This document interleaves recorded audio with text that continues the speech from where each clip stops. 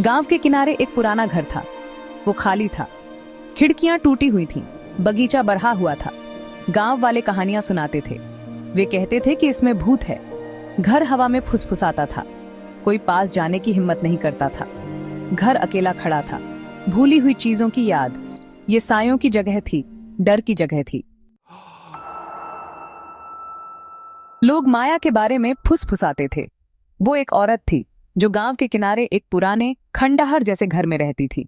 वो उस घर में अकेली रहती थी और गांव वाले उससे डरते थे।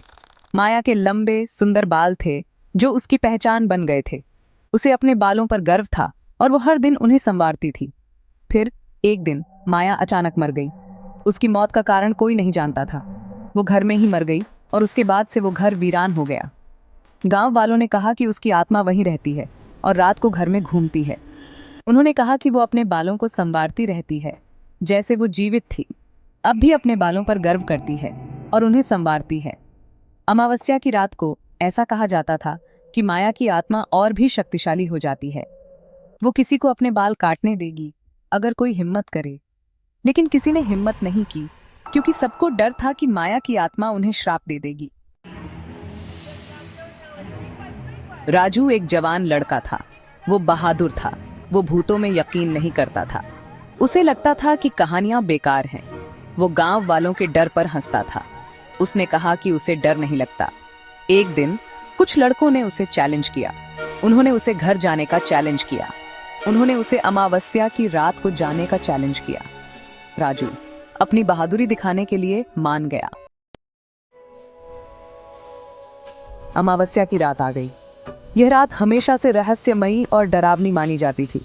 आसमान काला था, हवा तेज चल रही थी, पेड़ हवा में झूम रहे थे, जैसे कोई अदृश्य शक्ति उन्हें हिला रही हो।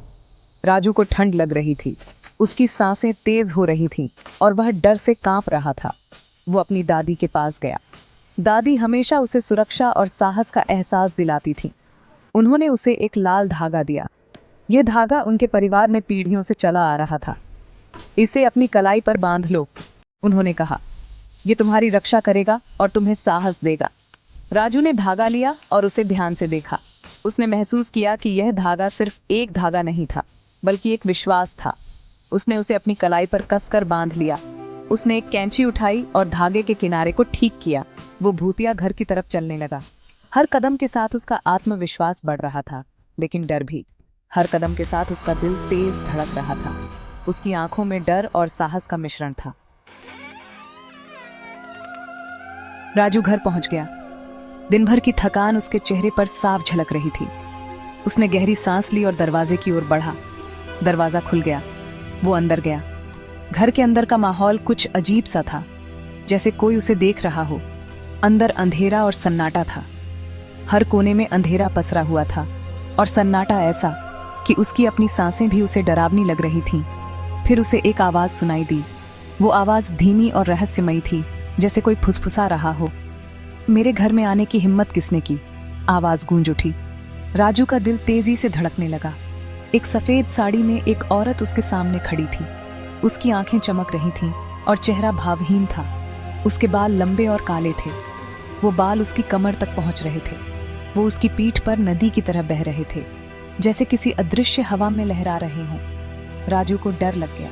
उसकी टांगें कांपने लगीं और हाथ पसीने से भीग गए। लेकिन उसे अपना चैलेंज याद आया। उसने खुद को संभाला और अपने डर पर काबू पाने की कोशिश की। उसने अपने हाथ में कैंची देखी। वो कैंची उसकी उम्मीद की आखिरी किरण थी। मैं तुम्हारे बाल काटने आया हूँ, उसने कहा। उसकी आवाज कांप रही थी। उसकी हिम्मत और डर के बीच की लड़ाई साफ झलक रही थी।